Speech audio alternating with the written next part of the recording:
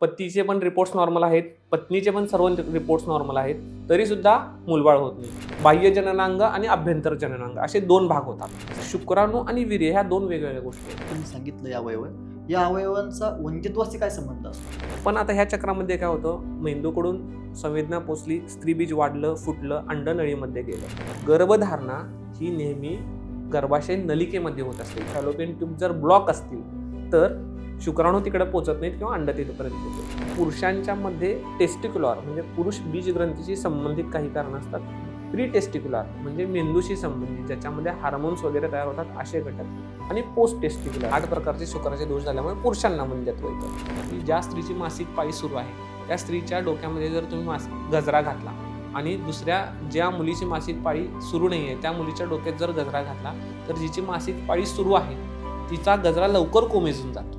ज्यावेळेला स्त्रियांच्या मासिक पाळीशी संबंधित आजार असतील, ओव्ह्युलेशनशी संबंधित आजार असतील तर ओंकाराचा जाप 100% करावा त्या स्त्रियांनी. जिमला जाऊ नका. जिमचा व्यायाम तुमच्या कामाचा नाही आहे, तुमच्या गरजेचा नाही आहे. योग, प्राणायाम, ध्यान या 3 गोष्टींचा अवलंब जर उपचाराबरोबर केला आणि लाईफस्टाईल सुधारण्यामध्ये सगळ्यात बेसिक गोष्ट मी सांगेन की आपली लाईफस्टाईल सुधारण्यासाठी सगळ्यात महत्त्वाचं आपलं उठण्यापासून झोपण्यापर्यंत जे चक्र आहे हे चक्र आपण फिक्स करायला पाहिजे. सूर्यनमस्कारासारखा साधा, सोपा आणि फ्रीचा जगात कुठलाही व्यायाम नाही. तर अभ्यंगम आचरेत नित्यम. नमस्कार, मी विशाल आणि तुम्ही बघत आहात बोलू निवांत. आजचा आपला विषय थोडा वेगळा आहे. म्हणजे या विषयावरती साधारणतः कोणी बोलत नाही आणि बोललं तरी खरं बोलेल याची शाश्वती नाही. हा विषय म्हणजे फार एक वेगळा विषय आहे. हा विषय म्हणजेच वंध्यत्व, इन्फर्टिलिटी. म्हणजे या विषयावरती ना प्रत्येकाच्या मनात संभ्रम असतात, प्रश्न असतात, पण पुन्हा पुढे बोलावं हा एक तर विज्ञानवादी प्रश्न आहे आणि श्रद्धेचा पण प्रश्न आहे. म्हणजे श्रद्धेपोटी जर माणूस गेला तर इकडे विज्ञान आपल्याला वेगळं वाटतंय आणि विज्ञानाकडे जर गेला तर श्रद्धा म्हणजे देवाची कृपा आहे ती वेगळी वाटते. आणि हाच विषय क्लिअर करण्यासाठी आणि या विषयातील जे आपल्या मनात प्रश्न आहेत, जे आपल्या मनात संभ्रम आहेत ते दूर करण्यासाठी आज आपल्यासोबत आहेत भूषण काळे सर. आज सर पहिल्यांदा तर आमच्या स्टुडिओमध्ये तुमचं खूप खूप स्वागत आहे. धन्यवाद सर. जास्त वेळ न घालता मी पहिल्या प्रश्नाकडे येतोय. पहिला प्रश्न असा आहे माझा, तर मूल न होणं हे शरीराचं अपयश आहे की मनाचं अपयश आहे? तर याच्यामध्ये जी या प्रश्नाचं उत्तर देण्याआधी मगाशी जे तुम्ही सांगितलं की ह्याच्यावर्षी खरं वास्तव काय आहे याच्याकडं व्यवस्थित बघितलं जात नाही, खरं सांगितलं जात नाही. तर याविषयी मी एक ठामपणे ही गोष्ट नक्की सांगेन की वंध्यत्व, मूलबाळ न होणे किंवा इन्फर्टिलिटी हे काय कुठलं आजार पण नाही आहे. ही एक आपल्या लाईफस्टाईलची झालेली समस्या आहे, लाईफस्टाईलमुळं झालेली समस्या आहे. म्हणजे थोडक्यात आपण असं म्हणू शकतो की हा आपल्या लाईफस्टाईलचा, आपल्या जीवनशैलीचा, आपल्या बदललेल्या जीवनशैलीचा एक रिपोर्ट कार्ड आहे आणि हा रिपोर्ट कार्डच आपण वाचायला घाबरतो. सगळे अवयव देवाने प्रत्येकाला शरीरामध्ये दिलेले आहेत, पण ते अवयव काम करत नाहीत व्यवस्थित. आणि हे काम न करणं जे आहे याचं कारण असतं आपली बदललेली जीवनशैली. आपण आपली संस्कृती, आपली जीवनशैली एका शब्दात जर याचं उत्तर द्यायचं झालं तर याला वेस्टर्न कल्चर म्हणेन मी. वेस्टर्न कल्चरमुळे पाश्चात्य संस्कृतीचं अनुकरण करून त्यांच्यासारखं खाणं, पिणं, वागणं आपलं बनवलेलं. बरोबर. आणि याच्यामुळं आपला हा लाईफस्टाईल जो आहे हा बिघडलेला आहे आणि याचाच रिपोर्ट कार्ड म्हणजेच वंध्यत्व. ओके. त्यानंतर तुम्ही जो सगळ्यात पहिलाच आणि एक मास्टर स्ट्रोक म्हणेन मी हा प्रश्न म्हणजे की वंध्यत्व हे शरीराचं की मनाचं. तर याविषयी निश्चितच शरीर हा सगळ्यात महत्त्वाचा घटक आहेच आहे. कारण शरीर आणि शरीरातील सगळे अवयव, त्या अवयव असणं, त्या अवयवांनी चांगलं काम करणं हे गरजेचंच आहे. पण तितकंच गरज असते ती म्हणजे मनाची, मानसिकता चांगली असणं. आणि आयुर्वेद याच्याविषयी 2 सूत्र सांगतो. त्या पहिलं सूत्र आहे की सौमनस्य गर्भधारणा, म्हणजे मन चांगलं असायला पाहिजे. आणि आजच्या काळामध्ये आपण ज्यावेळेला आधुनिक शास्त्राच्या परिभाषेतून याच्याकडे बघतो, मॉडर्न सायन्स एक मूलबाळ न होण्याचं एक कारण असं सांगतं की अनएक्सप्लेन्ड इन्फर्टिलिटी. अनएक्सप्लेन म्हणजे ह्याला कुठलं कारणच नाही आहे. सगळे रिपोर्ट्स नॉर्मल आहेत, पतीचे पण रिपोर्ट्स नॉर्मल आहेत, पत्नीचे पण सर्व रिपोर्ट्स नॉर्मल आहेत, तरी सुद्धा मूलबाळ होत नाही. मग असं का होतं तर त्याला ते म्हणतात अनएक्सप्लेन्ड इन्फर्टिलिटी, की बा कुठलं कारणच सांगता येत नाही. तर इथं या आयुर्वेदाने सांगितलेला सौमनस्य गर्भधारणा या उक्तीचा पुरेपूर उपयोग होतो. म्हणजेच काय, मानसिकता फार मॅटर करते. मग मानसिकता मॅटर करते म्हणजे काय की पती आणि पत्नी आजच्या परिस्थितीमध्ये, आजच्या काळामध्ये, आजच्या युगामध्ये जेव्हा आपण बघतो, तर मोस्ट ऑफ द ठिकाणी दोघेही वर्किंग आहेत. पुण्या मुंबई सारख्या ठिकाणी तर निश्चितच पती पण जॉब बरोबर. करतो आणि पत्नी पण जॉब करते. ते दिवसभर काम करतात, घरामध्ये काम येतं, कामावरती घरातलं काम जातं आणि तो ताणतणाव वाढलेला असतो, तो स्ट्रेस वाढलेला असतो. हा कुठेतरी जाऊन हार्मोनल इम्बॅलन्स करतो आणि संध्याकाळचं जे समागम अपत्य प्राप्तीसाठीचं आहे, ते एक अपत्य व्हावं, फॅमिलीचं प्रेशर आहे, आपल्याला मूल हवं आहे म्हणून जो समागम केला जातो, त्यामुळे ती गर्भधारणा होत नाही. याच्यासाठी आयुर्वेद म्हणतो सौमनस्य गर्भधारणा. म्हणजे या प्रश्नामध्ये मनाचा किती इम्पॉर्टंट रोल आहे, मनाचा किती मोठा रोल आहे. आणि दुसरं आयुर्वेद सांगतं की संकल्प वृषाणम. संकल्प म्हणजे आपली विचारसरणी ही चांगलीच पाहिजे. मग संकल्प आपला चांगला असेल तरच वृष्यभाव. आता वृष्यभाव कशाला म्हटलेला आहे, की एकमेकाप्रती प्रेम असणं, समागम करण्यापूर्वी, संभोग करण्यापूर्वी एकमेकाच्या प्रती आकर्षण असणं, याला वृष्यभाव म्हणता येईल. आणि हा वृष्यभाव येण्यासाठी आपल्या मनामध्ये आपले संकल्प चांगले पाहिजेत. पण मगाशी मी जसं म्हणालो की घरामध्ये काम आणि कामावरती घरातलं काम हे जर गेलं तर हा ताणतणाव वाढतो, एकमेकांच्यातली दरी वाढते, एकमेकांच्यातली विचारसरणीत बदल येतो आणि त्यामुळे गर्भधारणा होण्यामध्ये अडचण होते. हे मनाचं झालं.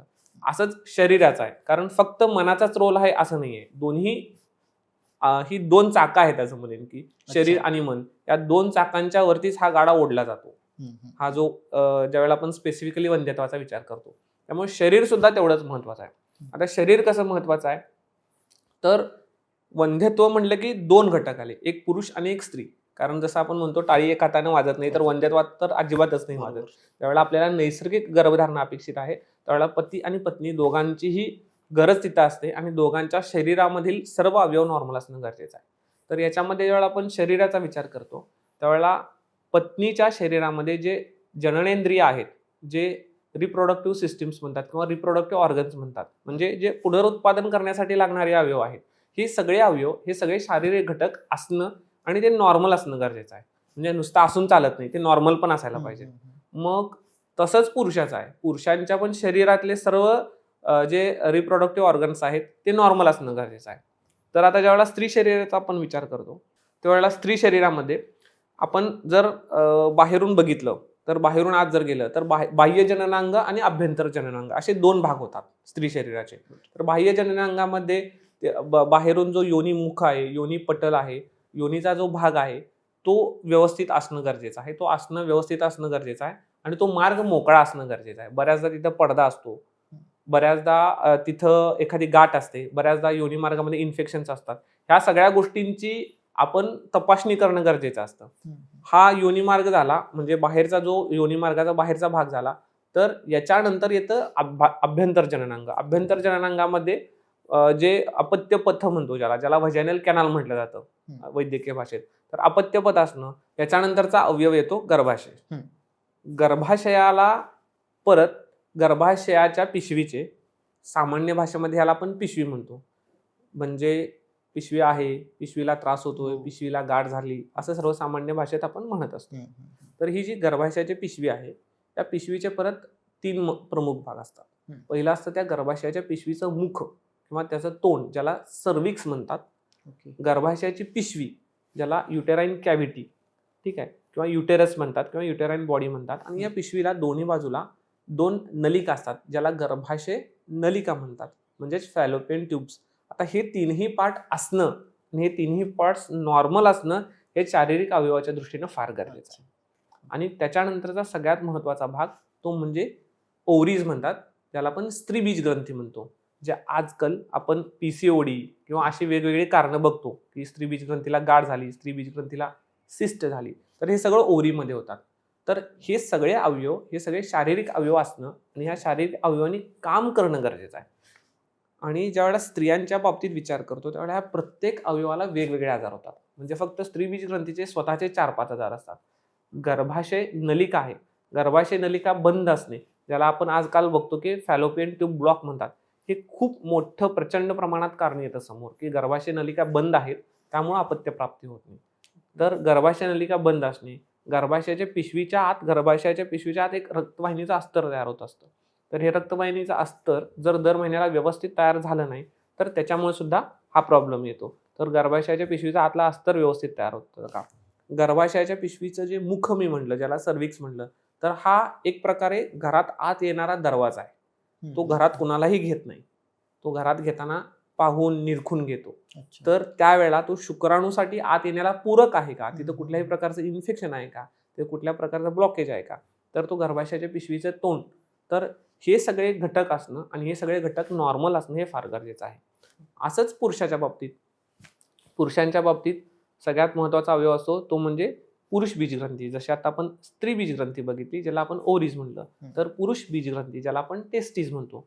तर हा टेस्टीज दिसायला छोटासा अवयव आहे, पण त्याच्यामध्ये जर त्याचे अवयव काढून बघितले तर अगदी ते 250-300 मीटर लांब होतील. एवढी मोठी नळी त्या एवढ्याशा छोट्याशा 3 सेंटीमीटरच्या अवयवामध्ये सामावलेली असते आणि त्याच्या आतमध्ये शुक्राणू तयार होत असतात.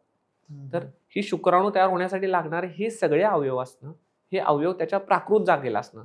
कारण पुरुष बीजग्रंथी जी आहे, ज्यावेळेला एखादा मुलगा आईच्या पोटात वाढत असतो त्यावेळेला हे पुरुष बीजग्रंथी त्याच्या पोटामध्ये असतात त्या बाळाच्या, आणि जसं ते बाळाची डिलिव्हरी होते त्यावेळेला त्या डिलिव्हरी बरोबर त्याच्या पुरुष बीजग्रंथीची जी पिशवी आहे ज्याला स्क्रॉटल सॅक म्हणतो त्याच्यामध्ये ते खाली उतरत असतं.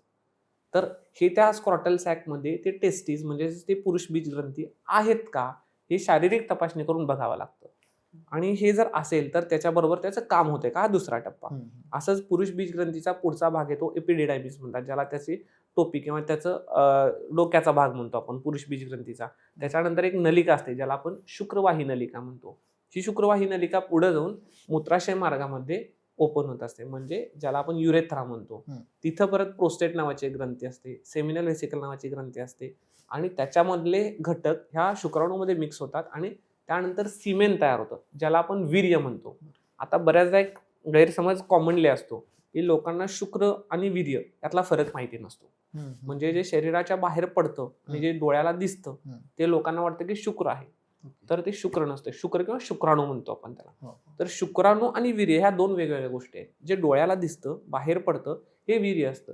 तर हे वीर्य म्हणजे काय, वीर्यामध्ये पौरुष ग्रंथी ज्याला प्रोस्टेट ग्लँड म्हणतो, सेमिनल व्हेसिकल आणि बल्बो युरेथ्रल ग्लँड्स अशा एक 2-3 प्रकारच्या ग्रंथी असतात ज्यांच्यातले स्राव येत असतात, ज्यांच्यातले दुधासारखे पातळ चिकट पदार्थ येत असतात. हे वीर्य तयार करतात, जे सिमेन तयार करतात. गरजेचं नाही की हे वीर्य बाहेर पडते म्हणजे त्याच्यात शुक्राणू असतीलच. शुक्राणू तयार होतात पुरुष बीजग्रंथीमध्ये, टेस्टीजमध्ये. हे पोहत पोहत पोहत धावत धावत धावत जातात मूत्रमार्गापर्यंत जिथं प्रोस्टेट ग्लँड असते. तिथं गेल्यानंतर ते prostate gland, seminal vesicle, bulbourethral gland हे आपल्या शरीरातले त्यांच्यामध्ये तयार होणारे काही पातळ पदार्थ त्याच्यामध्ये सोडतात आणि त्याच्यामध्ये वीर्यामध्ये जाऊन शुक्राणू मिक्स होतात. त्यामुळे बऱ्याचदा असा असतो की लोकांना हा प्रश्न असतो की माझ्या शरीराच्या बाहेर वीर्य तर पडतंय पण रिपोर्ट 0 कसा आलाय, काउंट 0 कसा आलाय, नील शुक्राणू का म्हणतायत. तर शुक्राणू आणि वीर्य हे दोन पूर्णपणे वेगळ्या गोष्टी आहेत. शुक्राणू टेस्टीजमध्ये बनतात आणि त्याच्यामध्ये पुढे जाऊन वेगवेगळे घटक मिक्स होतात ज्याला आपण वीर्य म्हणतो.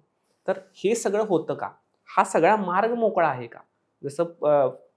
जसं स्त्रियांच्या मध्ये मी मगाशी म्हणालो की गर्भाशय नलिका ब्लॉक असतात, तसा हा रस्ता सुद्धा ब्लॉक असू शकतो जिथून शुक्राणू धावत जातात, पोहत जातात. तर हा पण ब्लॉक असल्यामुळे सुद्धा शुक्राणू बाहेर पडत नाही, त्यामुळे सुद्धा नील शुक्राणू असा रिपोर्ट बऱ्याचदा येतो. तर हे सगळं बघणं, हे सगळं तपासणं हे गरजेचं असतं. आणि त्यामुळेच मी मगाशी म्हणालो की शारीरिक भाग आणि मानसिक भाग हे 2 चाकांच्या सारखे आहे जे तो गाडा ओढत नेणार आहे. त्यामुळे हे दोन्ही घटक तितकेच महत्वाचे आहेत. गरज असते ती योग्य वेळेला योग्य टप्प्यामध्ये त्याची तपासणी होण्याची, त्याच्याविषयीचे काही आजार असतील तर ते समोर तपासण्याची आणि त्याच्यावर उपचार करण्याची. सर, आता तुम्ही जे शरीराबद्दल बोलत होतात, या शरीराचं म्हणजे नक्की काम काय असतं आणि हे जे तुम्ही सांगितलं या अवयवांचा वंध्यत्वाशी काय संबंध असतो? बरोबर. तर याच्यामध्ये कसं आहे की पहिल्यांदा आपण स्त्रियांच्या विषयी बोलू. तर स्त्रियांचे जे शारीरिक अवयव मी म्हणालो, तर शारीरिक अवयव हा जरी बेंबीच्या खालच्या भागामध्ये ज्याला पेल्विक ऑर्गन म्हणतो किंवा कटी भाग म्हणतो, ह्या भागामध्ये हे सगळे अवयव असतात, पण संपूर्ण शरीराचे सगळे कार्य नियंत्रित हे मास्टर ऑर्गन करत असतो, तो म्हणजे आपला मेंदू किंवा ब्रेन. याच्यामध्ये एक पिट्युटरी ग्लँड नावाचा अवयव असतो. तर इथं काही हार्मोन्स तयार होत असतात ज्याला आपण सर्वसामान्य भाषेत केमिकल्स म्हणू. हे जे केमिकल्स असतात, हे केमिकल्स किंवा हे हार्मोन्स हे सगळं चक्र नियंत्रित करत असतात. म्हणून स्त्रियांच्या बाबतीत एक विशेष शब्द आहे ज्याला मासिक पाळीचं चक्र असं म्हटलं जातं. वैद्यकीय भाषेत सुद्धा याला मेन्स्ट्रुअल सायकल असं म्हटलं जातं. सायकल किंवा हे चक्र आहे. तर हे चक्र कसं, जेव्हा मेंदूतून काही हार्मोन्स आहेत ते जाऊन त्या रिप्रोडक्टिव्ह ऑर्गन्सवरती, म्हणजे जे पुनरुत्पादन करण्यासाठी गरजेचे आवश्यक अवयव आहेत त्या अवयवांच्यावरती त्याची ॲक्शन दाखवतो. त्याची ॲक्शन त्या मासिक पाळीवरती होते आणि त्यात बदल झाला की परत त्याचे सिग्नल मेंदूकडे जातात. आता ह्याचं काम कसं होतं बघा, मेंदूतून काही हार्मोन्स तयार होतात. हे हार्मोन्स जातात आणि ओव्हरीजवरती म्हणजे स्त्रीबीज ग्रंथीवरती त्यांचे ॲक्शन करतात. तर स्त्रीबीज ग्रंथीला ते सांगतात की स्त्रीबीज तयार करा. जसं तो सिग्नल मेंदूकडून त्या हार्मोन्सच्या माध्यमातून त्या स्त्रीबीज ग्रंथीला जातो, तसं स्त्रीबीज ग्रंथीमध्ये स्त्रीबीज निर्मितीचं काम सुरू होतं. तर स्त्रीबीज ग्रंथी म्हणजे आपण असा एक बॉल सारखा कन्सिडर करा. बॉल सारखा एक छोटासा अवयव आहे. तर तो कट केला की तो आतला जो भाग आहे त्याच्यामध्ये छोटे छोटे छोटे छोटे फॉलिकल्स असतात, ज्याला आपण स्त्रीबीज म्हणू. हे स्त्रीबीज कुठल्याही स्त्रीला ती तिच्या आईच्या पोटामध्ये वाढत असताना तिला मिळालेले असतात आईकडून. म्हणजे एखादी स्त्री ज्या वेळेला गरोदर असते आणि तिच्या पोटामध्ये वाढणारं अपत्य हे जर महिला असेल किंवा मुलगी असेल तर त्या मुलगीला आईच्या रक्तातून काही हार्मोन्स जातात आणि ते त्या वाढणाऱ्या मुलीच्या स्त्रीबीज ग्रंथीवरती काम करतात आणि तिथं त्या स्त्रीबीजांची निर्मिती होते. आईच्या पोटात असताना साधारणपणे 20 लाख स्त्रीबीज आईच्या पोटात असताना कुठल्याही मुलीच्या शरीरात असतात. आणि जसं जसं ह्या मुलीचं पोटातलं वय सुद्धा वाढत जातं, म्हणजे जशी डिलिव्हरी होते तशी तशी हिची संख्या कमी कमी होते. ते डिलिव्हरीच्या दरम्यान ती साधारणपणे 5-1 लाखापर्यंत असते. जसं जसं वय वाढत जाईल तसं परत ह्या स्त्रीबीजांची संख्या कमी होते आणि साधारणपणे 400 ते 500 स्त्रीबीज हे तिच्या पूर्ण आयुष्यामध्ये शरीरातून बाहेर पडत असतात गर्भनिर्मितीसाठी. तर या चक्रामध्ये काय होतं की ज्या वेळेला मेंदूकडून सिग्नल जातो तर हे फॉलिकल्स तयार व्हायला चालू होतात. आता हे फॉलिकल्स म्हणजे हे स्त्रीबीज तिला जन्मतः मिळालेले आहेत. ज्या वेळेला त्या फॉलिकल्सना संवेदना मिळते तसं एक फॉलिकल दर महिन्याला वाढायला सुरू करतं आणि हे साधारणपणे मासिक पाळीच्या 5व्या दिवशीपासून यांची वाढ सुरू होते आणि 14व्या-15व्या दिवशी ही स्त्रीबीजाची वाढ होऊन ते फुटतं आणि त्यातून अंड बाहेर पडतं आणि अंड गर्भाशयाच्या नळीमध्ये येतं. तर हे अंड ज्यावेळेला गर्भाशयाच्या नळीमध्ये येतं त्यावेळेला तिथे शुक्राणू पोचले तर गर्भधारणा होत असते. पण आता ह्या चक्रामध्ये काय होतं, मेंदूकडून संवेदना पोचली, स्त्रीबीज वाढलं, फुटलं, अंड नळीमध्ये गेलं. आता हे अंड वाढल्यानंतर ज्यावेळेला हे गर्भाशयाच्या नळीमध्ये गर्भधारणा होईल त्यावेळेला गर्भधारणा झाल्यानंतर बाळ येणार आहे गर्भाशयाच्या पिशवीमध्ये. त्यामुळे इथे एक महत्वाची गोष्ट असते, गर्भधारणा ही नेहमी गर्भाशय नलिकेमध्ये होत असते. याविषयी पण बऱ्याच लोकांना माहिती नसतं. म्हणून एक कंडिशन असते, एक इमर्जन्सी कंडिशन बऱ्याचदा येत असते की गर्भाशय नलिकेमध्ये गर्भ राहिला आणि तो फुटला, गर्भाशय नलिका फुटली आणि ही इमर्जन्सी कंडिशन असते. बऱ्याचदा आपल्याला अजाणतेपणी बरीच लोक आजकाल गर्भपाताच्या गोळ्या डायरेक्ट घेतात. तर यामध्ये ही एक रिस्क असू शकते. जर सोनोग्राफी न करता गोळी घेतली असेल तर ही एक रिस्क असते. म्हणून कधीही गर्भधारणा झालेली स्त्री आली किंवा कधीही पोटात दुखते म्हणून स्त्री आली जिचं लग्न झालेलं आहे किंवा जी प्रेग्नंट होऊ शकते, अशा स्त्रीला आम्ही डायरेक्ट सोनोग्राफी करण्याचा सल्ला नेहमी देत असतो. कारण गर्भधारणा आहे किंवा नाही हे बघून औषध देणं फार गरजेचं असतं. तर हे ज्या वेळेला गर्भ वाढलेला गर्भ गर्भाशयाच्या पिशवीमध्ये येतो त्यावेळेला गर्भाशयाची पिशवी ही मोकळी पिशवी आहे. त्याच्यामध्ये तो गर्भ वाढण्यासाठी एक अस्तर असायला लागतं, एक गादी असायला लागते ज्याच्यामध्ये ते बाळ रुजेल. आणि हे बाळ रुजण्यासाठी जी गादी आहे ही गादी, रक्ताची गादी ज्याला एंडोमेट्रियम म्हटलं जातं, ही पुन्हा ह्या हार्मोन्सवरती अवलंबून असते. म्हणजे मेंदूकडून जशी स्त्रीबीज ग्रंथीला संवेदना जाते आणि ते स्त्रीबीज जसं जसं फॉलिकल वाढवतं तसं हे वाढणारं फॉलिकल काय करतं की ते परत काही केमिकल्स गर्भाशयाच्या पिशवीकडे पाठवतं आणि गर्भाशयाच्या पिशवीचं गादी वाढवतं. म्हणजे उद्या जाऊन त्या वाढलेल्या अंड्यातून जर गर्भधारणा झाली तर त्याला आल्यानंतर स्वतःला राहायला घर पाहिजे, एक गादी पाहिजे, म्हणून ती एक रक्ताची गादी तयार होत असते. आणि जर ती गर्भधारणा झाली तर त्याच्यामध्ये तो बाळ वाढतो आणि तिथं प्रेग्नन्सी कंटिन्यू होते, 9 महिने मासिक पाळी येत नाही. पण जर समजा कुठल्याही कारणाने ती गर्भधारणा झाली नाही तर हे जे वाढलेलं गादी आहे, रक्ताची गादी आहे, रक्ताचा अस्तर आहे, हे शरीराच्या बाहेर पडतं. यालाच आपण म्हणतो मासिक पाळी येणे. म्हणजे दर महिन्याला जर मासिक पाळी येत असेल तर ती गर्भधारणा झालेली नाही याचा संकेत आहे, याचं लक्षण आहे, जे की नॉर्मल आहे. तर हे असं चक्र पूर्ण चालू असतं स्त्रियांच्या शरीरामध्ये आणि हे सगळं चक्र असतं हार्मोन्सवरती अवलंबून. म्हणून डॉक्टर ज्यावेळेला वंध्यत्वाचा रुग्ण येतो त्यावेळेला रक्त काढतात आणि रक्त तपासायला पाठवतात. तर ते रक्तामध्ये काय तपासतात तर ते हे हार्मोन्स तपासतात. मेंदूकडून येणारा हार्मोन नॉर्मल आहे का, स्त्रीबीज ग्रंथीमध्ये तयार होणारा नॉर्मल आहे का, जो याच्यावरती गर्भाशयाच्या पिशवीच्या स्तरावरती काम करतो तो नॉर्मल आहे का. आणि हे जे मगाशी आपण म्हटलं की हे सगळे शरीर अवयव आहेत आणि या शरीर अवयवांचं काम अशा पद्धतीने चालतं. आता मी मगाशी एक म्हणालो की गर्भाशयाच्या नळीमध्ये गर्भधारणा होते. तर ही गर्भधारणा होण्यासाठी पुरुष बीज किंवा शुक्राणू हे योनी मार्गातून त्या गर्भाशयाच्या नळीमध्ये जाणं अपेक्षित आहे आणि स्त्री बीज स्त्रीचं अंड त्या नळीमध्ये येणं अपेक्षित आहे. त्यासाठी हा रस्ता चालू पाहिजे.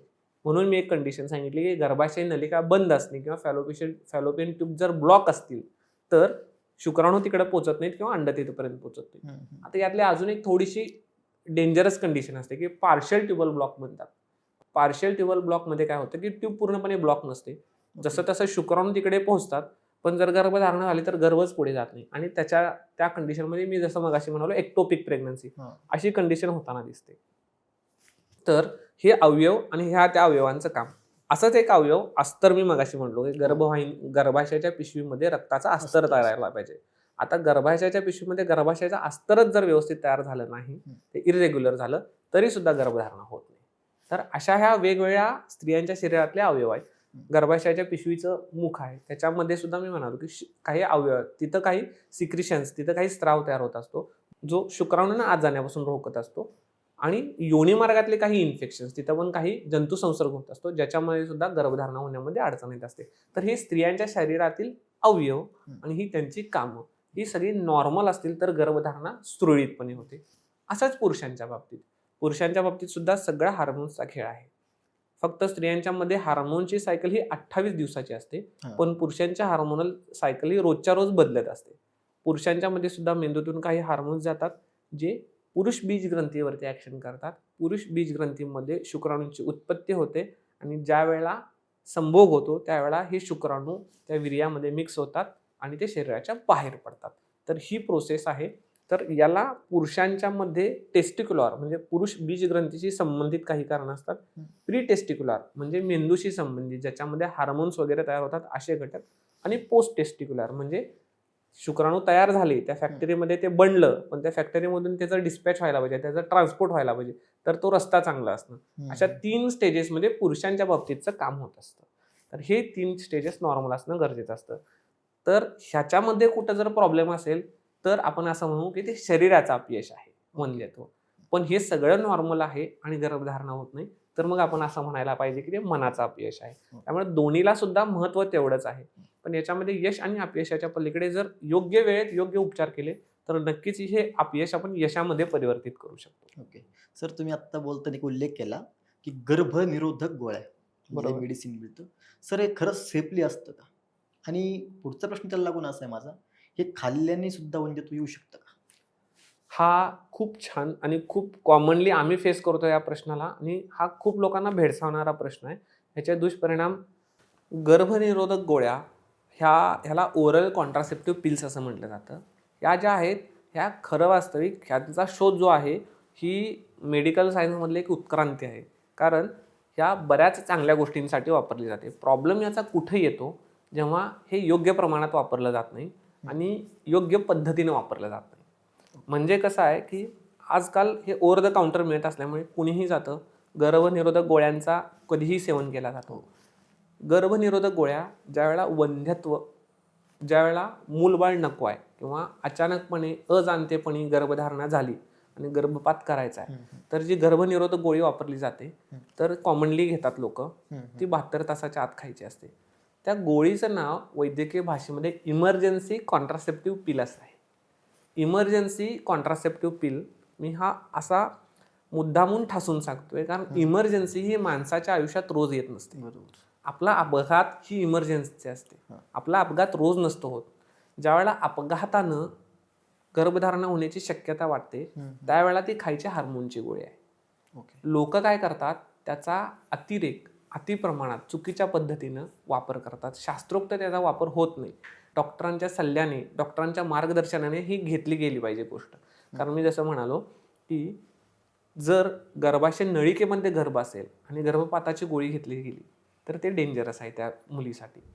तसंच ही जर गोळी वारंवार वापरली गेली तर याच्यामध्ये काय आहेत, या गोळ्यांच्यामध्ये हे गोळ्या म्हणजे हार्मोन्सच आहेत जे शरीरामध्ये नैसर्गिकरित्या हार्मोन्स तयार होतात.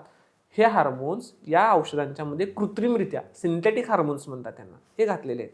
आणि यांचा अतिरेक जर केला गेला तर कुठं तर जाऊन, जे मी सुरुवातीला सांगितलं की स्त्रियांचं शरीर म्हणजे एक चक्र आहे, हार्मोन्सचं चक्र आहे, मासिक पाळीचं चक्र आहे. हे चक्र हार्मोन्सवरती नियंत्रित होतं. ज्यावेळेला हे नैसर्गिकरित्या बनणाऱ्या हार्मोन्समध्ये आपण कृत्रिम हार्मोन्स वारंवार घालतो त्यावेळेला हे हार्मोन्स त्या स्त्रीचं नैसर्गिक हार्मोन्सचं चक्र डिस्टर्ब करून टाकतात आणि पर्यायानं तिला वेगवेगळ्या आजारांना सामोरं जावं लागतं आणि पर्यायानं तिला वंध्यत्वाला सामोरं जावं लागतं.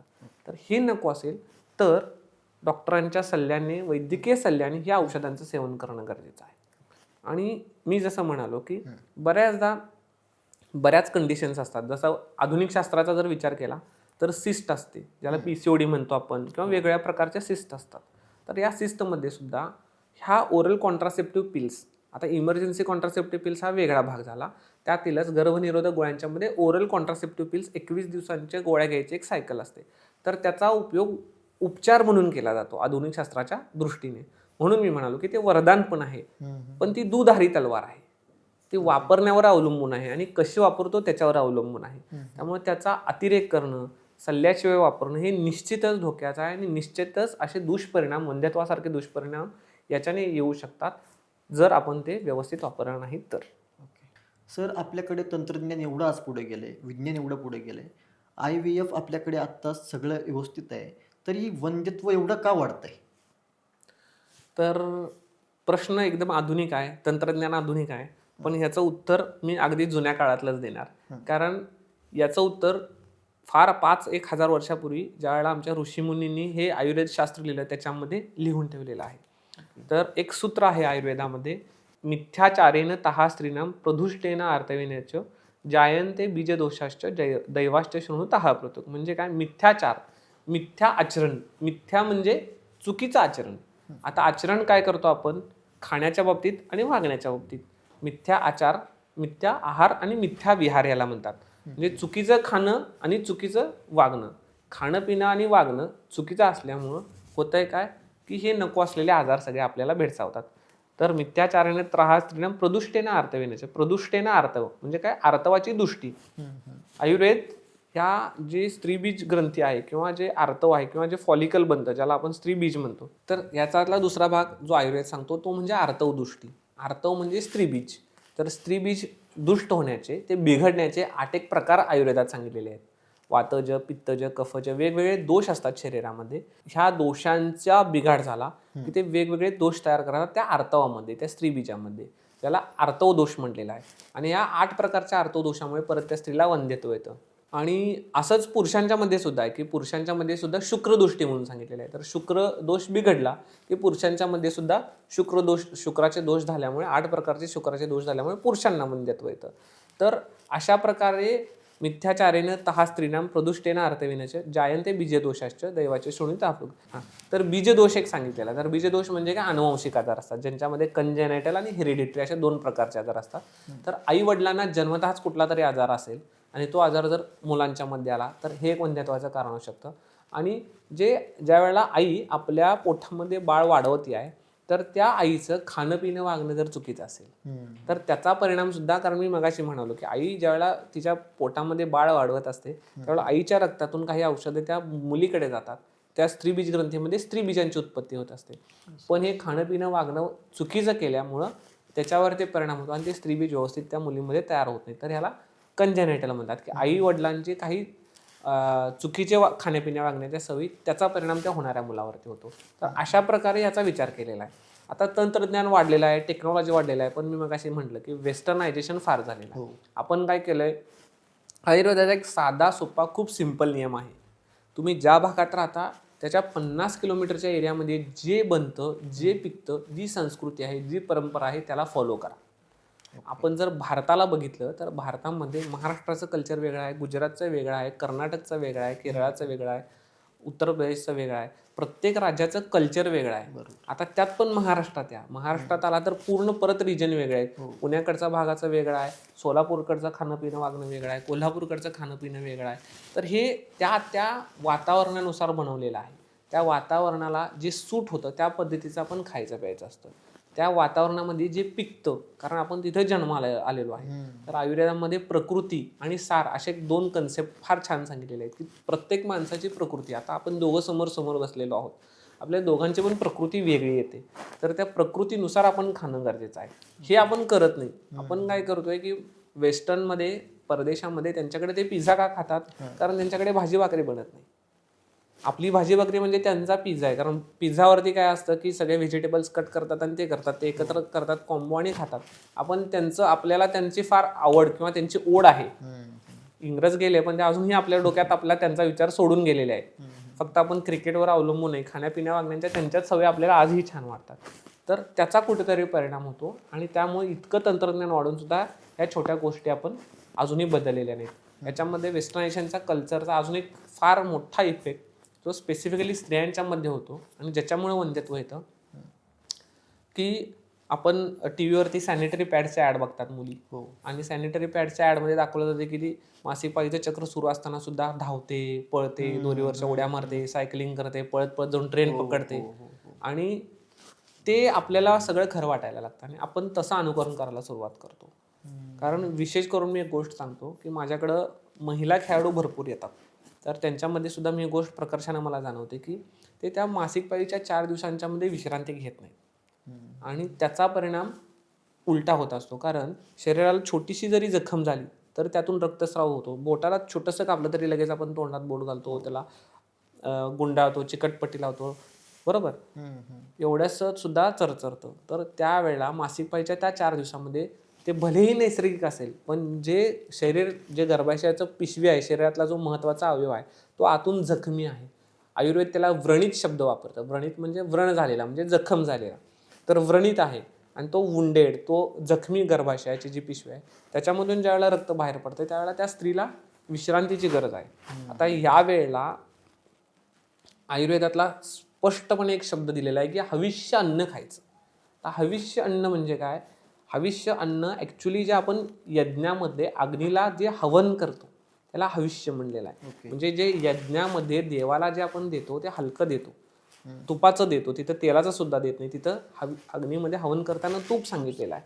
तर ते तूप, दुसरं काय वापरतो आपण? शाली अन्न वापरतो. तिथं तांदूळ, चिरमुरे या गोष्टी वापरतो ना. भात बनवतो आणि भाताचं हवन करतो, तूप भाताचं हवन करतो. जर ते त्या देवरूपी अग्नीला जे द्यायचं आहे तेच आपल्या शरीररूपी अग्नीला पण त्यावेळेला ते द्यायचं आहे. जर मासिक पाळीच्या पिरियडमध्ये मी मगाशी म्हणालो तसा पिझ्झा बर्गर खाल्ला, उड्या मारल्या, धावणं केलं तर तो जो जखमी गर्भाशयाची जी पिशवी आहे त्या पिशवीला ते झेपत नाही. आणि जरी तुम्हाला दिसत नसेल, जरी तुम्हाला सांगता येत नसेल तरी त्या पिशवीवरती फार काळ हा परिणाम चालू राहतो. जसं मासिक पाळी सुरू होते आणि ज्या वेळेला त्या मुलीचं लग्न होतं आणि गर्भधारण होते तोपर्यंत हा आपण दर महिन्याला रिपीटेड करत राहतो. कारण मी आजकाल मुली बघतो ज्या PCODसाठी, ज्या अनियमित मासिक पाळीसाठी उपचाराला येतात, तर त्यांची लाईफस्टाईल आत्ताच अशी झालेली आहे की रात्री 12, 1, 2 पर्यंत त्या जाग्या राहतात. त्या अभ्यासासाठी असेल, मूवीसाठी असेल, पार्टीसाठी असेल, सकाळी उठायचं टायमिंग फिक्स नाही आहे. त्यामुळं ऑलरेडी टाईम झोन बदलल्यामुळे त्यांचा हार्मोनल इम्बॅलन्स होतो. कारण दिवसा निर्माण होणारे हार्मोन्स वेगळे आहेत, रात्रीत बनणारे हार्मोन्स वेगळे आहेत. हे पहिल्यांदा डिस्टर्ब होतात. त्यात भरीतभर आपण टाकतो की खाणं पिणं वागणं चुकीचं करतो. त्यामुळे हे सगळं चक्र बिघडतं.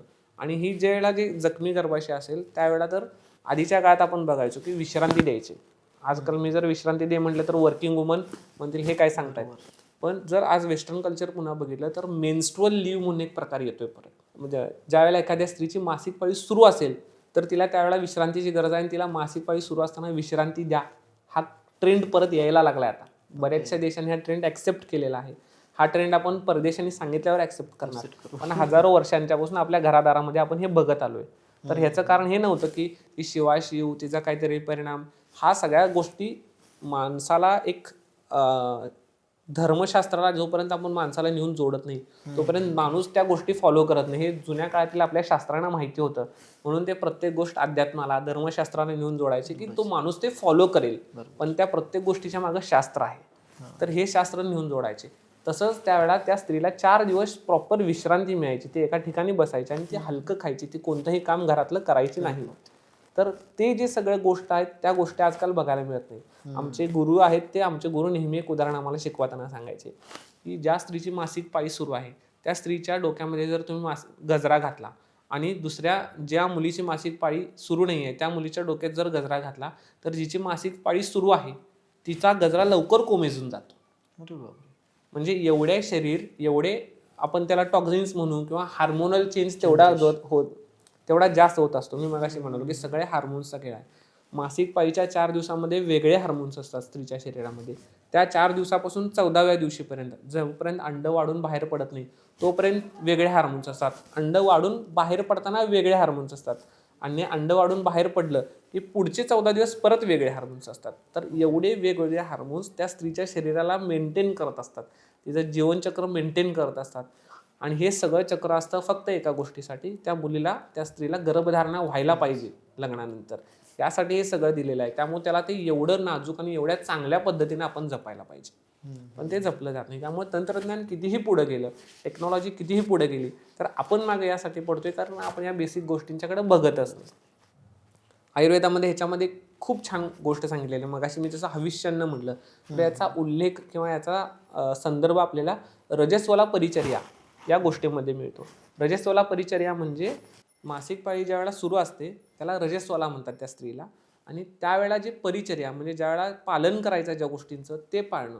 तर याच्यामध्ये ह्या सगळ्या गोष्टींचा उल्लेख आलेला आहे की त्या स्त्रीने विश्रांती घ्यायला पाहिजे, त्या स्त्रीने जमिनीवर बसून राहायला पाहिजे, तिने हलका अन्न खायला पाहिजे, हविष्य अन्न खायला पाहिजे, तिने बऱ्याच गोष्टी करायच्या नाही आहेत, जसं की डोळ्यात अंजन करायचं नाही, म्हणजे डोळ्यात अंजन सुद्धा करू नये असं त्यांनी सांगितलेलं आहे. इतका बारीक विचार आयुर्वेदामध्ये केलेला आहे. आपण तर आज त्या पिरियडमध्ये भरपूर कॉस्मेटिक्स, भरपूर काजळ, सगळ्या गोष्टी करतात मुली.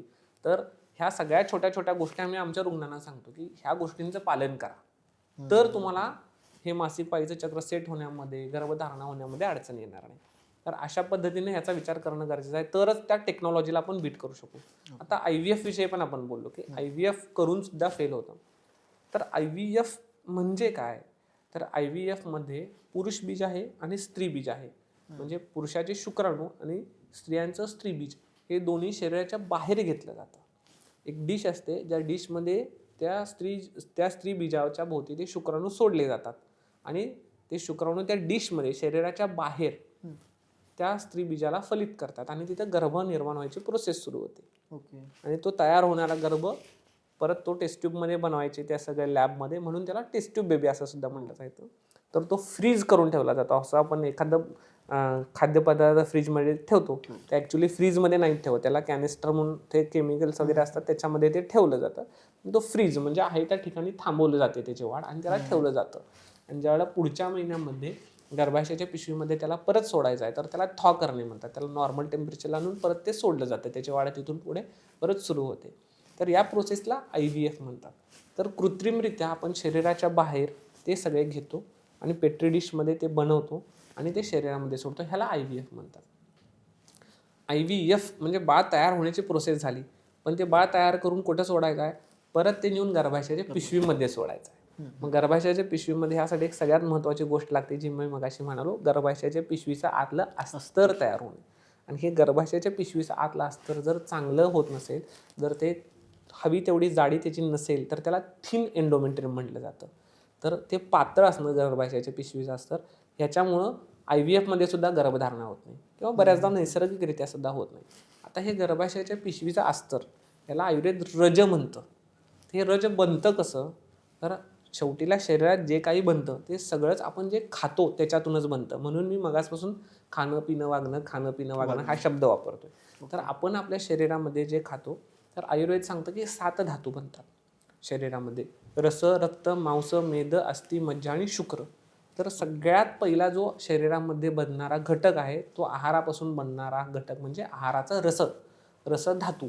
बऱ्याचदा आपण खाल्ल्यानंतर आपल्याला कळतं की मळमळतं, उलटी आल्यासारखं होते, तर हे रसधातूच्या निर्मितीचे काही घटक असतात. तर हे जे रसधातू बनतो, या रसधातूचे 2 भाग होतात, एक स्तन्य आणि एक आर्तव.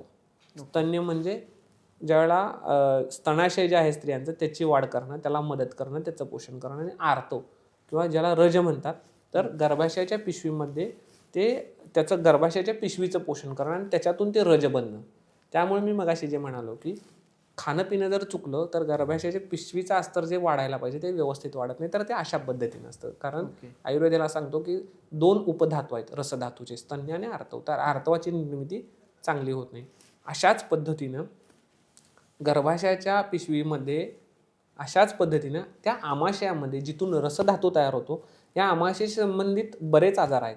म्हणजे ज्याला पांडू म्हणून एक आजाराचं वर्णन आलेलं आहे आयुर्वेदात, ज्याच्यामध्ये रक्ताची निर्मिती चांगली होत नाही, ह्याची उत्पत्ती सुद्धा आमाशयात होते. तर त्यामुळे पांडू असेल तरी गर्भधारणा होत नाही. जर त्या स्त्रीला स्थौल्य वजन जास्त असेल तरी गर्भधारणा होत नाही. त्या स्त्रीचा इंट्रिन्सिक फॅक्टर म्हणजे आमाशयामध्ये इंट्रिन्सिक फॅक्टर नावाचा एक घटक बनत असतो, तो व्यवस्थित बनत नसेल तर तरी त्या स्त्रीला गर्भधारणा व्यवस्थित होत नाही. त्या स्त्रीला मूळव्याधीसारखा त्रास असेल तरी त्या स्त्रीला गर्भधारणा होत नाही. तर एवढे सगळे घटक त्याच्यावरती परिणाम करत असतात. त्यामुळे जरी आपण IVF केलं पण या सगळ्या घटकांचा जर विचार केला नाही तर त्या स्त्रीला गर्भधारणा होत नाही. आणि या सगळ्या घटकांचा विचार करून आपण जर त्या स्त्रीवर उपचार केले तर बऱ्याचदा IVF शिवाय सुद्धा गर्भधारणा नैसर्गिकरित्या होऊ शकते. म्हणून आपण केसेस अशा बऱ्याचदा बघतो की IVF करून सुद्धा गर्भधारणा यशस्वी झाली नाही. पण टेक्नॉलॉजी इतकी पुढे गेली, तंत्रज्ञान इतकं पुढं गेलं, इतके उपचार आले, IVF सारखे पर्याय आले तरी सुद्धा गर्भधारणा ती होत नाही किंवा ती टिकत नाही. तर त्याच्या मागच्या अशी सगळी कारणं असतात ज्याचा विचार आयुर्वेदामध्ये इतक्या खोलपणे जाऊन केला जातो. सर, कधी कधी असे केसेस असतात, रिपोर्ट तर सगळे नॉर्मल असतात पण तरीही गर्भधारणा होत नाही. यामागे काय कारण असेल? तर याला मी जसं मगाशी म्हणालो की अनएक्सप्लेन्ड इनफर्टिलिटी, ज्याला आधुनिक शास्त्र म्हणतंय की कुठलंच कारण देता येत नाही. अशा वेळेला सगळ्यात प्रथम आम्ही त्या दाम्पत्याचा, त्या जोडप्याच्या मनाचा विचार करतो की त्यांचं मन कसं आहे. कारण सौमनस्य गर्भधारणानाम संकल्प वृषाणं मी सांगितलं, तर याच्यामध्ये त्यांची मानसिकता दोघांची चांगली असणं गरजेचं आहे. बऱ्याचदा दिवसभर काम करतात आणि संध्याकाळी आल्यानंतर त्यांना गर्भधारणा व्हावी यासाठी संभोग करायचा असतो पण त्याची सुद्धा त्यांच्या शरीरामध्ये ताकद नसते. तर अशा वेळेला त्यांना आम्ही अर्ली मॉर्निंग 6चा पर्याय सांगतो की तुम्ही पहाटे लवकर उठून गर्भधारणेसाठी प्रयत्न करा. आणि हा काळ नैसर्गिकरित्या सुद्धा चांगला असतो कारण पहाटे 2 ते 6 ही वाताची वेळ सांगितलेली आहे. त्यामुळे बऱ्याचदा फॅलोपियन ट्यूब स्पाझम हा एक प्रकार असतो की गर्भाशय नलिका आहे त्यांच्यामध्ये स्पाझम असतो, त्यामुळे शुक्राणू तिथं पोचत नाहीत. तर हे सुद्धा त्याच्यावरती सुद्धा मात करण्यासाठी पहाटे 2 ते 6ची वेळ चांगली असते. त्यामुळे त्या दाम्पत्यांना सांगतो संध्याकाळी आल्यानंतर व्यवस्थित तुम्ही एकत्र बोला, गप्पा मारा, जेवण करा आणि तुमचा दिवस तिथंच संपवा आणि झोपी जा. रात्री झोपताना मोबाईलचा वापर करू नका आणि रात्री झोपी जा आणि पहाटेच्या वेळेला तुम्ही गर्भधारणेसाठी प्रयत्न करा आणि ते यशस्वी होतं. तर ज्यावेळेला अनएक्सप्लेन्ड इनफर्टिलिटीच्या केसेस येतात तर त्यावेळेला हा एक उपाय आम्ही त्यांना सांगत असतो. दुसरी गोष्ट अनएक्सप्लेन्ड इनफर्टिलिटी किंवा ज्यावेळेला कुठलंच कारण सापडत नाही त्यावेळेला मी मगाशी म्हणालो तसं आमाशयाशी संबंधित कुठले आजार आहेत का हे दोघांच्याही मध्ये बघणं गरजेचं असतं. आणि याच्या पुढे जाऊन जसं मी स्त्रियांच्यामध्ये रज कसं बनतं वगैरे सांगितलं, तर पुरुषांच्या अवयवाचा जर विचार केला तर शुक्राणू बनण्याची जागा जी आहे, पुरुष बीज जी ग्रंथी जी आहे ती शरीराच्या बाहेर आहे, त्याचं टेम्परेचर कमी असणं गरजेचं असतं.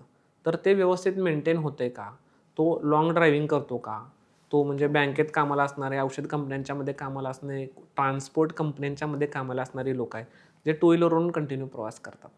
तर त्यांना काय असतं की त्यांच्या टेम्परेचर बॉडीचं कंटिन्यूस वाढत जातं.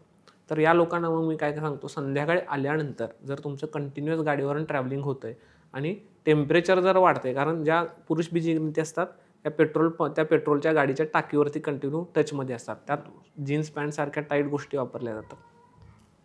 तर संध्याकाळी आल्यानंतर त्या लोकांनी साध्या थंड पाण्यामध्ये बसणं सो दॅट त्या बॉडीचं टेम्परेचर मेंटेन राहील. कारण आईस बाथ असा एक उपचार असतो, ज्यावेळेला शुक्राणूशी संबंधित आजार असतील त्यावेळेला आईस बाथ सुद्धा दिला जातो किंवा कोल्ड बाथ दिला जातो शुक्राणूंना, टेस्टीजना. तर त्याच्या बदली मी सांगतो की तुम्ही टब बाथ घ्या, साध्या पाण्याच्या मध्ये बसा. तर हे पण ज्यावेळेला सगळे रिपोर्ट नॉर्मल आहेत त्यावेळेला याचा सुद्धा विचार करावा लागतो. असंच एक कारण की पुरुष बीज ग्रंथीमध्ये पुरुष बनतात शरीराच्या बाहेर, शुक्राणू बनतात शरीराच्या बाहेर. तर त्यांचा जो प्रवासाचा जो पाथ आहे तो पूर्ण फिरून त्या नळीमधून येऊन मूत्राशयाच्या मागून जाऊन मूत्राशयाची पिशवी आणि मलाशयाची पिशवी यांच्यामधून ती नलिका पुढे येते. म्हणजे जसं की एखादा माणूस मागे येतो आणि पळत जाऊन उडी मारतो तशा पद्धतीचा तो आकार झालेला असतो. तर ज्या वेळेला म्हणजे ह्याच्यासाठी मी एक चांगलं उदाहरण देतो की आपलं घरमध्ये आहे आणि आजूला आणि बाजूला 2 घर आहेत आणि या दोन्ही घरांच्या मध्ये रोज भांडणं असतील तर ते रोज ऐकून ऐकून आपल्याला सुद्धा वैतागतो आपण किंवा आपल्यावरती पण कुठंतरी परिणाम होतो. तसंच याचं असतं की हे 2 अवयव जे आहेत पुढचे आणि मागचे, यांचा कुठला जर आजार असेल तर त्या आजाराचा परिणाम त्या शुक्राणूच्या नलिकेवरती, शुक्रवाहिनी नलिकेवरती होतो, असा विचार आयुर्वेदात केलेला आहे.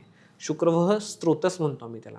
मग याच्यामध्ये मूत्राशयाशी संबंधित काही आजार असतील आणि मलाशयाशी संबंधित काही आजार असतील. असंच सेम स्त्रियांच्यामध्ये असतं. गर्भाशयाची जी पिशवी आहे ती पुढं मूत्राशयाची पिशवी आहे आणि मागं मलाशयाची पिशवी आहे. ह्या दोघांच्यामध्ये गर्भाशयाची पिशवी आहे. तर या दोन्ही अवयवांशी संबंधित काही आजार असतील तर पुरुषांच्यामध्ये आणि स्त्रियांच्यामध्ये ह्या दोन्हींच्या आजारांचा इफेक्ट ह्या गर्भधारणेवरती होतो. तर इतका बारीक विचार आम्ही आयुर्वेदामध्ये करतो ज्यावेळेला गर्भधारणा होत नसेल.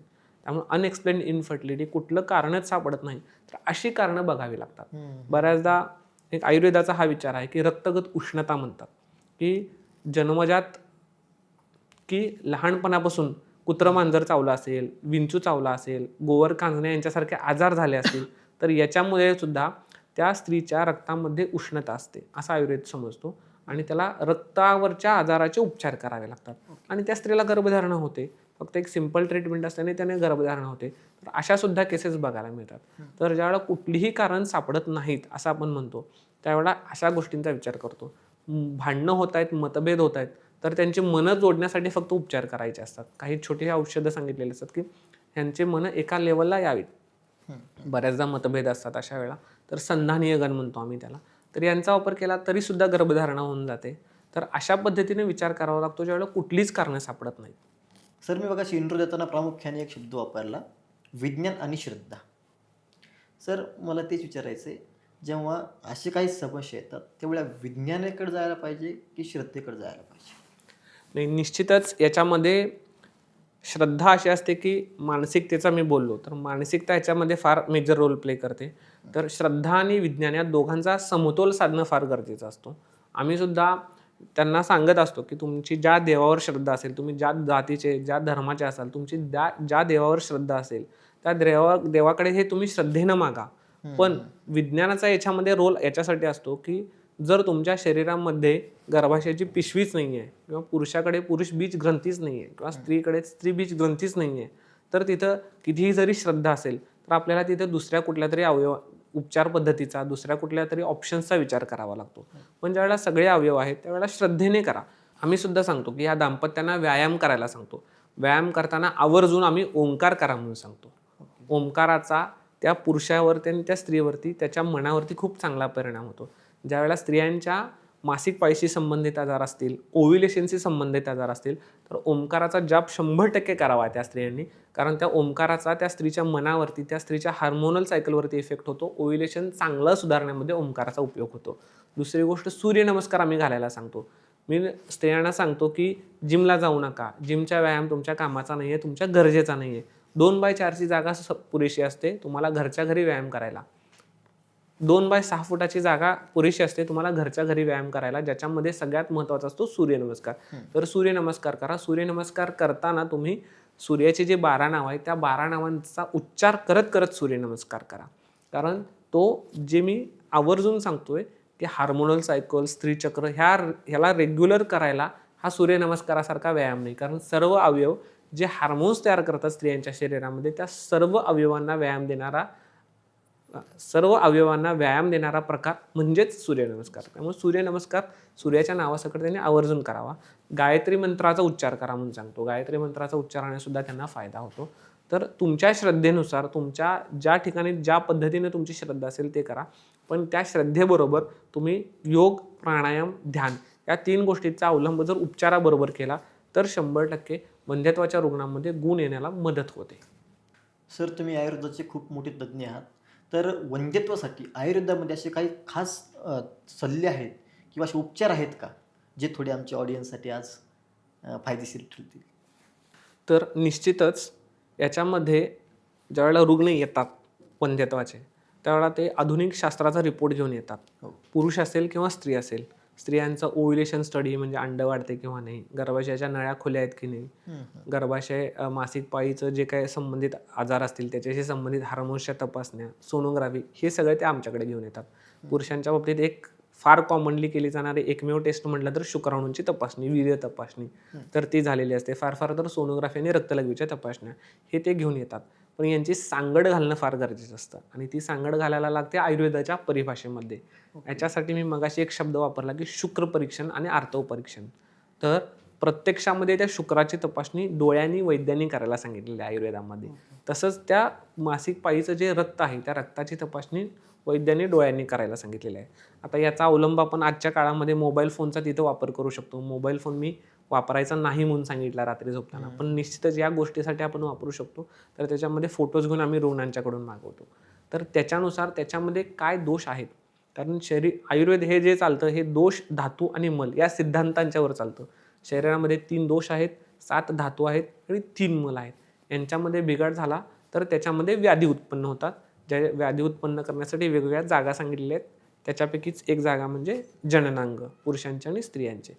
तर हे दोष कोणते बिघडलेले आहेत हे त्यांची परीक्षा करून, त्या रुग्णाला विचारून आणि ते रुग्णाची तपासणी करून, त्या रुग्णाची तपासणी करायचं म्हणजे काय, तर पुरुष जननांगाची तपासणी प्रत्यक्षपणे करायची, स्त्रियांच्या जननांगाची तपासणी प्रत्यक्षपणे करायची.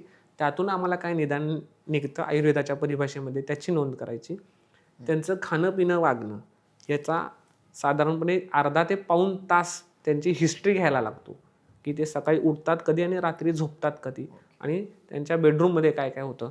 तर हा सगळा प्रवास लिहून घेणं, ते किती वाजता उठतात, त्यांना आजकाल आपण जो ट्रेंड बघतो सकाळी मटकीची उसळ खाणे, सकाळी ते सूप वेगळे पिणे, वेगळे रस पिणे, तर हे सगळे त्यांना हेल्दी वाटत असतात पण त्याचा काहीतरी विपरीत परिणाम होत असतो जो की त्यांना माहिती नसतो. तर त्यांची नोंद करणे, तर याची सगळ्याची सांगड बसवून म्हणजे त्याची शारीरिक तपासणी, त्याचा हिस्ट्री घेणं आणि त्याचे रिपोर्ट्स याची सगळी सांगड बसवायची, त्याचं शुक्राने आर्तव परीक्षण करायचं आणि आयुर्वेदिक निदानाला यायचं आणि त्याच्यानुसार त्यांच्या गरजेनुसार त्यांना जे त्यांच्या शरीरामध्ये त्यांच्या रिपोर्ट्समध्ये प्रत्यक्षात प्रॉब्लेम दिसत आहेत त्याच्यानुसार पंचकर्म ठरवले जातात.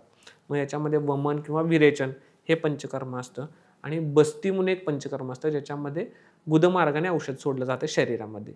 आणि मी नेहमी माझ्या प्रत्येक लेक्चरमध्ये सांगत असतो, एक आयुर्वेदानं जगाला दिलेलं वरदान म्हणजे उत्तर बस्ती, ज्याच्यामध्ये प्रत्यक्षतः योनिमार्गामध्ये गर्भाशयाच्या पिशवीमध्ये स्त्रियांच्यात आणि पुरुष जननांगामध्ये पुरुषांच्यात औषधी द्रव्य सोडली जातात, ज्याच्यामुळे शुक्राणूंची उत्पत्ती चांगली व्हायला, लैंगिक समस्या हा एक प्रॉब्लेम असतो तर त्याच्यावरती मात करायला पुरुषांच्यामध्ये ही उत्तरबस्ती काम करते. स्त्रियांच्यामध्ये गर्भाशय नलिकेचा ब्लॉक काढण्यासाठी, गर्भाशयाचं जे थिन एंडोमेट्रियम म्हटलं, गर्भाशयाचं पिशवीचा अस्तर व्यवस्थित वाढत नाही आणि IVF फेल होतं, तर अशा केसमध्ये IVFचे रिझल्ट वाढवण्यासाठी, रिझल्ट इम्प्रूव्ह करण्यासाठी सुद्धा आपण उत्तरबस्तीचा वापर करतो.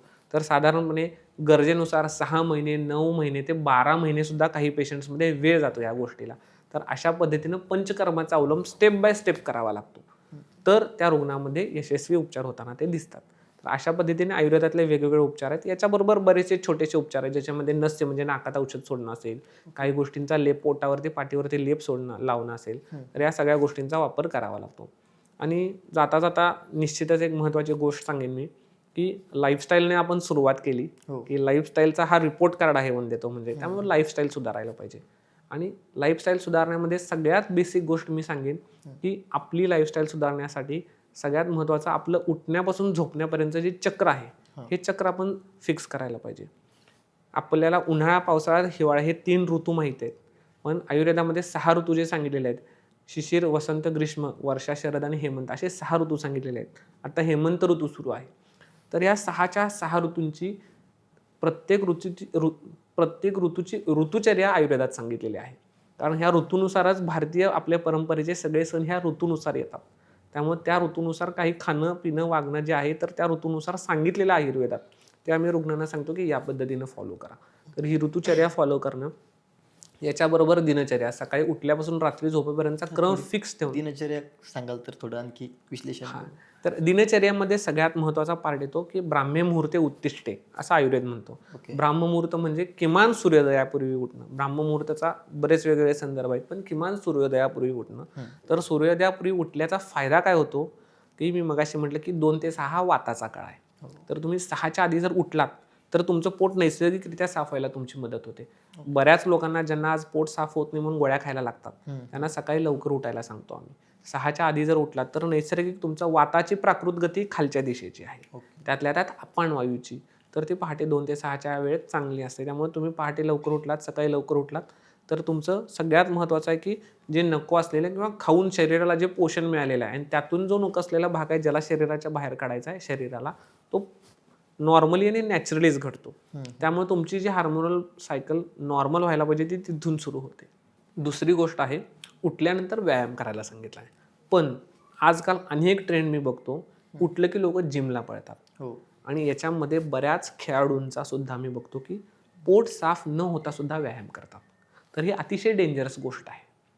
व्यायाम करण्यासाठी पोट साफ होणं फार गरजेचं आहे. पोट साफ न होता जर आपण व्यायाम केला तर त्याचा फायदा होण्याच्या बदली नुकसान जास्त होतं. त्यामुळे सकाळी उठल्या उठल्या पोट साफ होते की नाही हे बघणं गरजेचं आहे. आणि ह्याचा मी तुम्हाला लगेच त्याचा याच्यावरचा उपाय पण मी तुम्हाला लगेचच आपल्या प्रेक्षकांसाठी सांगून देतो. एक साधा, सोपा आणि घरच्या घरी करण्यासारखा उपाय. काळे मनुके आणायचे, त्याचा फक्त ऋतूनुसार ठरवायचं. काळे मनुके आणायचे, एक मुठभर काळे मनुके घ्यायचे. मुठभर नाही जमले तर किमान 8 काळे मनुके घ्या. त्याला स्वच्छ धुवून घ्या आणि ज्यावेळेला सर्दी खोकल्यासारखा आजार नसतो त्यावेळेला त्याला संध्याकाळी भिजत घाला. संध्याकाळी भिजत घाला, दुसऱ्या दिवशी सकाळी ते फुगतील तर ते जेवणाच्या आधी अर्धे अर्धे खायचे, सकाळी आणि संध्याकाळी. तर ह्यानं काय होतं, तर ह्यानं पोट साफ व्हायला नैसर्गिकरित्या मदत होते. पोट साफ व्हायची गोळी खायला लागत नाही. ह्यानं शरीरातलं रक्ताचं प्रमाण वाढतं.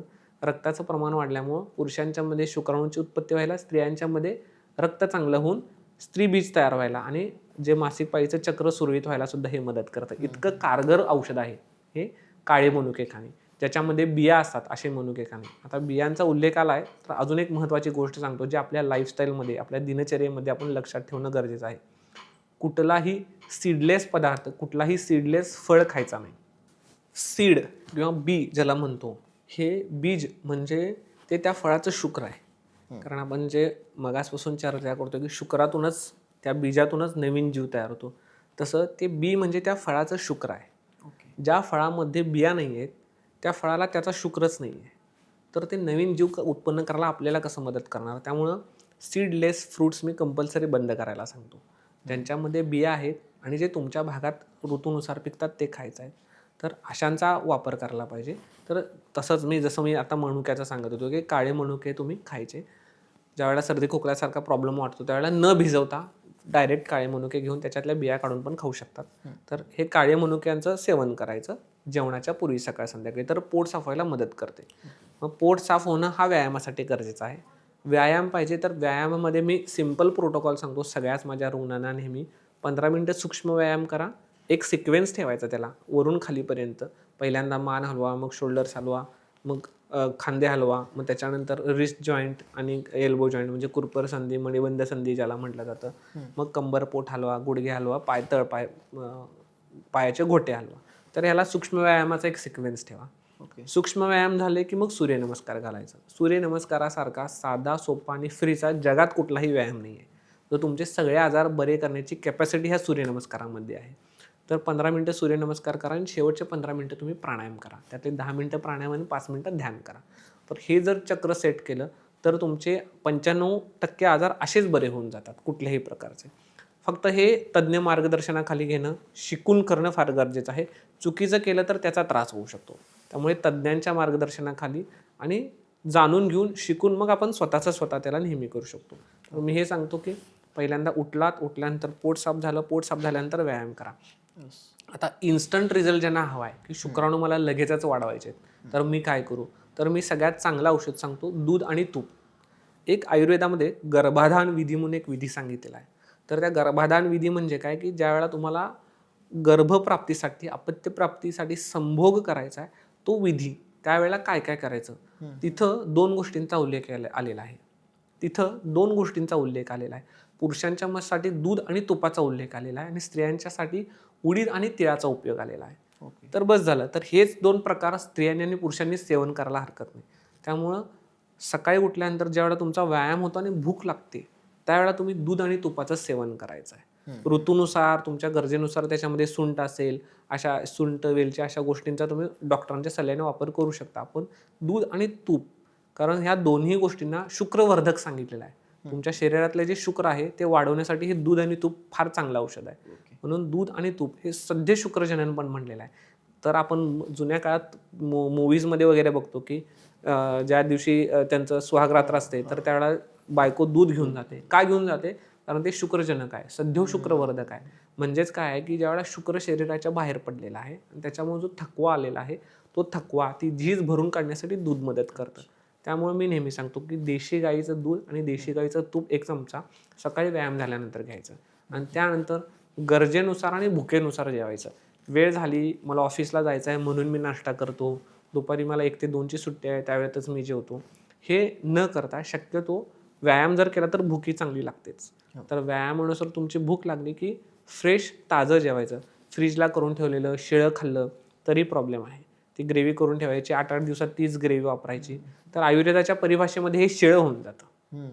पर्युषित अन्न म्हणता येईल, की तुम्ही बनवलं, ठेवलं, परत गरम केलं. सारखं दूध फ्रीजमध्ये गरम करून ठेवणं आणि परत वापरणं हे सुद्धा धोक्याचं आहे. ओके.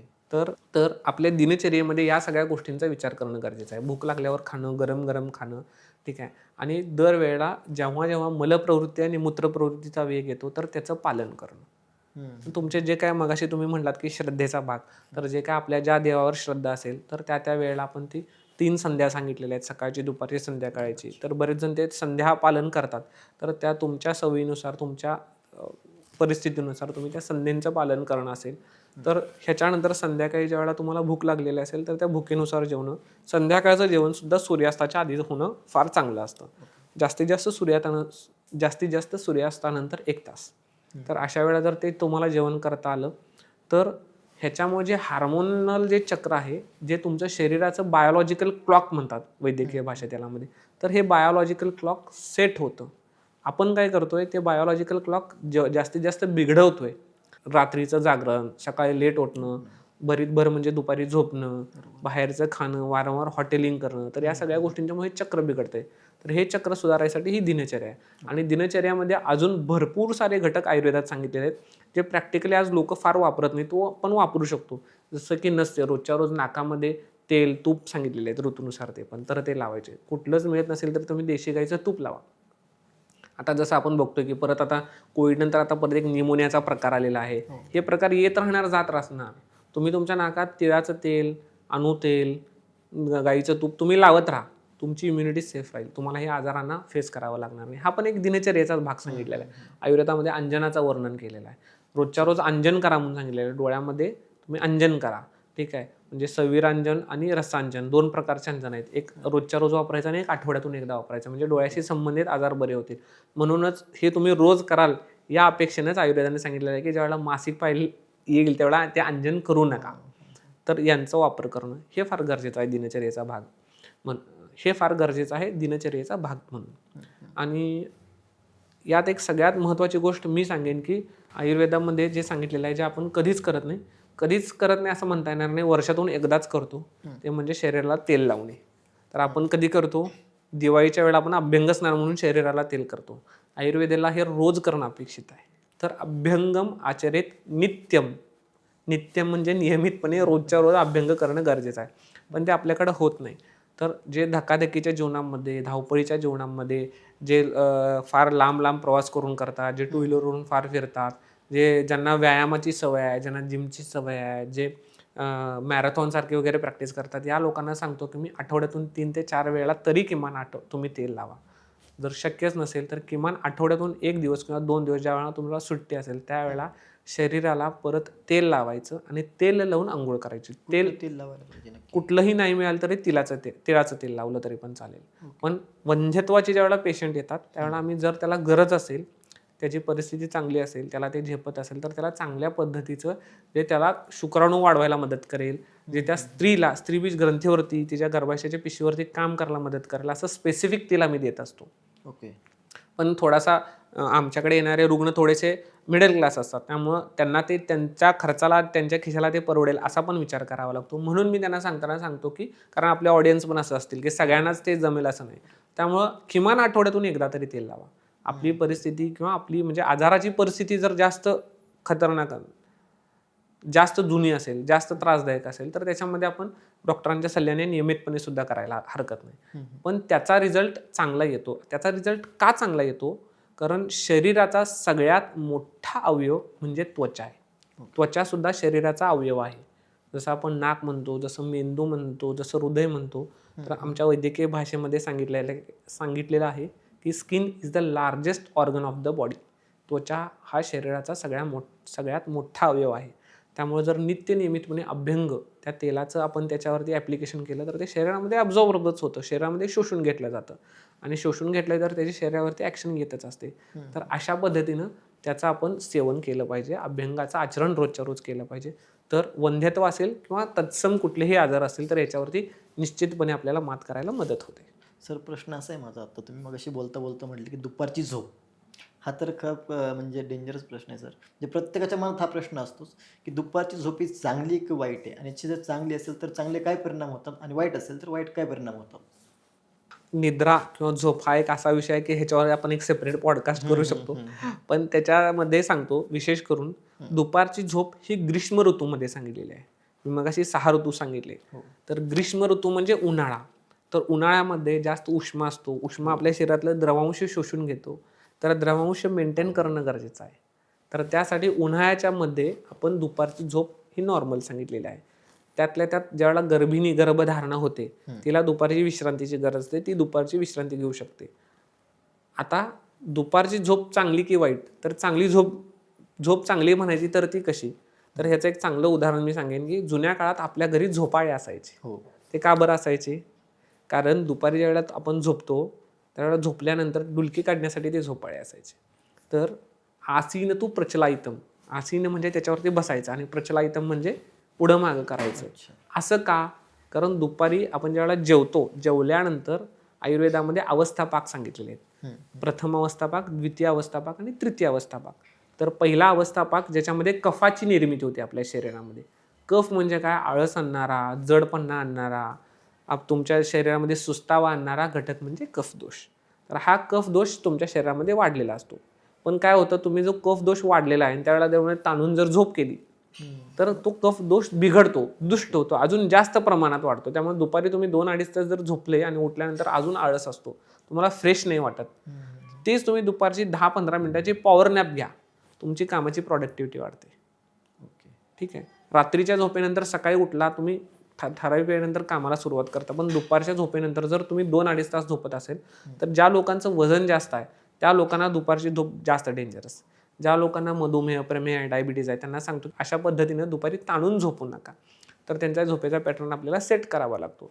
ज्यांच्यामध्ये वजन आहे, ज्यांच्यामध्ये बीपी आहे, ज्यांना शुगर आहे, तर त्या लोकांना या ऋतुचर्येचं महत्त्व सांगून त्यानुसार त्यांना झोपेचा पॅटर्न त्यांचा कमी करावा लागतो. आणि ह्याच्यासाठी आयुर्वेदात सांगितलेलं आहे की आसीन तू प्रचलायतम. तुम्ही झोपाळ्यामध्ये बसा आणि बसल्या बसल्या तुम्ही पुढं मागं होता डुलका घ्या. तर पुढं मागं काय करायचं? तर मुवमेंटनं वात वाढत असतो. अच्छा. तुमचा कफ वाढलेला आहे आणि तुम्ही वाताच्या मुवमेंटनं त्याला बॅलन्स करताय. त्यामुळे तुमचा एक डुलका पण निघतो, तेवढा छोटासा पॉवर नॅप पण होते आणि तुमचा कफ दोष बिघडत पण नाही. तर असा त्याला बॅलन्स करायचा असतो. पण ज्यावेळेला अति प्रमाणात होतं आणि त्याची ज्यावेळेला सवय लागते तर ते असं घातक ठरू शकतं. म्हणून ऋतुचर्येनुसार त्याचा अवलंब जर केला तर ते निश्चितच झोपणं फायदेशीर पण ठरू शकतं. ओके. सर, तुम्ही या ठिकाणी आलात, आमच्या स्टुडिओला भेट दिली आणि खूप छान आम्हाला असं मार्गदर्शन केलं. त्याबद्दल तुमचे पुनश्च एकदा खूप खूप धन्यवाद. आणि तुम्हाला हा पॉडकास्ट कसा वाटला कमेंट करून नक्की कळवा. आणि या संबंधित तुम्हाला आणखी काही प्रश्न असतील तेही या कमेंट सेक्शनमध्ये नक्की सांगा. तोपर्यंत नमस्कार.